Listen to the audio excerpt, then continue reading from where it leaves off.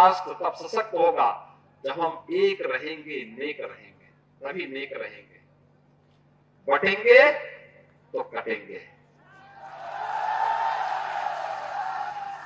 आप देख रहे हैं ना, बांग्लादेश में देख रहे हो ना, तो वो गलतियां यहां नहीं होनी चाहिए। बटेंगे तो कटेंगे, एक रहेंगे तो नेक रहेंगे, सुरक्षित रहेंगे और समृद्धि की पराकाष्ठा को पहुंचेंगे।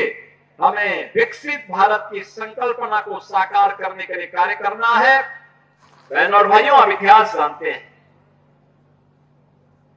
दुष्ट औरंगजेब का इस आगरा से भी संबंध था और इसी आगरा में हिंदवी पद बादशाही के महानायक छत्रपति शिवाजी महाराज ने औरंगजेब की सत्ता को चुनौती दी थी। औरंगजेब को चुनौती दी थी और औरंगजेब से कहा था कि तुम चूहे की तरह ऐसे तड़पते रह जाओगे, हिंदुस्तान में तुझे कब्जा तो नहीं करने देंगे। और राजस्थान में इस मोर्चे को उस समय संभाल रहे थे जोधपुर नरेश महाराजा जसवंत सिंह। महाराजा जसवंत सिंह के जो महत्वपूर्ण सेनापति थे उनमें से राष्ट्रवीर दुर्गादास राठौर थे। कई बार प्रयास किया औरंगजेब ने जोधपुर रियासत पर कब्जा करने का, नहीं सफल हो पाया, क्योंकि जहां पे राष्ट्रवीर दुर्गादास राठौर जैसे वीर हो, मातृभूमि के सपूत हो, कोई विदेशी आक्रांता कैसे कब्जा कर सकता है। और यही हुआ था। लेकिन औरंगजेब दुष्ट प्रवृत्ति का था, चालबाज था। उसने एक चाल चली, महाराजा जसवंत सिंह से संधि की और संधि करके उनसे कहा कि हम जोधपुर रियासत पर कुछ नहीं करेंगे, लेकिन आप हमें सहयोग करिए, हम आपका सहयोग करेंगे। और उसने एक लालच दिया, उसने कहा अफगानी हिंदुस्तान पर कब्जा करना चाहते हैं, आप उनको वहां संभालिए, मैं आपको सपोर्ट करूंगा।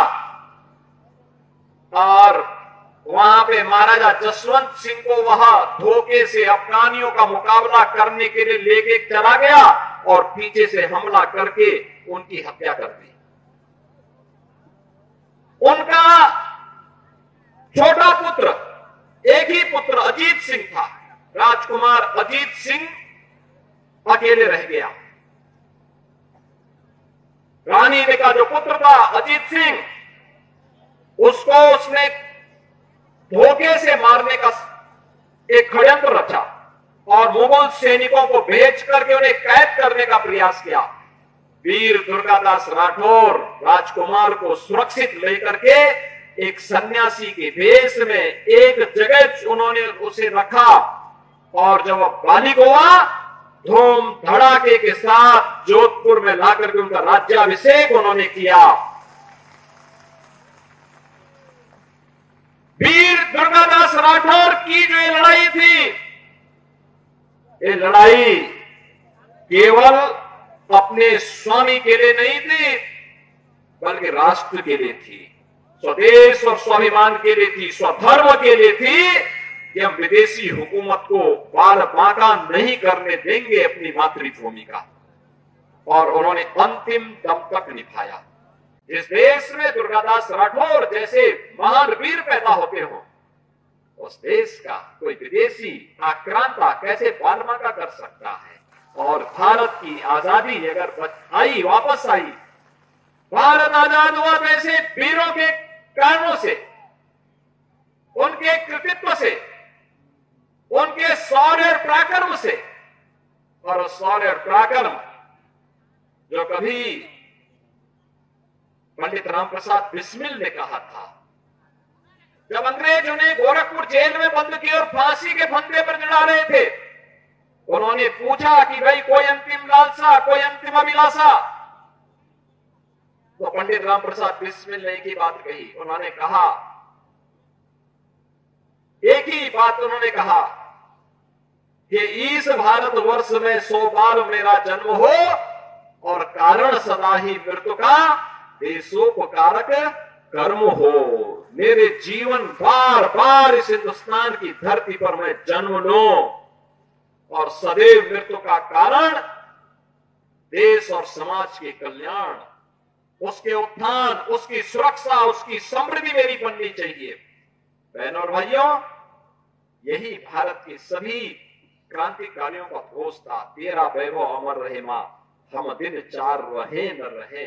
और आज भी जब प्रधानमंत्री मोदी जी ने देशवासियों के सामने 2047 तक भारत को दुनिया की सबसे बड़ी ताकत के रूप में स्थापित करने का एक विजन दिया है, विकसित भारत का एक संकल्प दिया है, हम सबका दायित्व बनता है प्रधानमंत्री मोदी जी के उस संकल्प के साथ प्राण से जुड़ करके हम भारत को विकसित भारत बनाने की दिशा में कार्य करें। राष्ट्रनिष्ठा व्यक्तिगत कर्तव्यों से आगे बढ़ती है।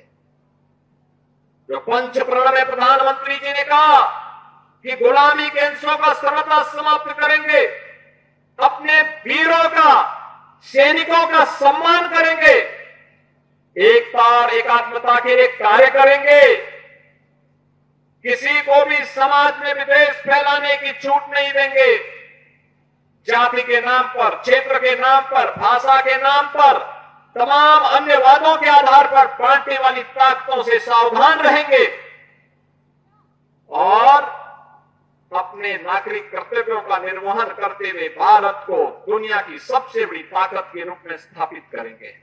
बहनों और भाइयों, वीर राष्ट्रवीर दुर्गादास राठौर का यही तो संकल्प था, यही संकल्प था, यही कारण है उस समय की सबसे बड़ी ताकत से टकराने का एक जज्बा उनके मन में था। बहुत सारे लोग थे जिन्होंने मुगलों के सामने, अंग्रेजों के सामने समर्पण कर दिया था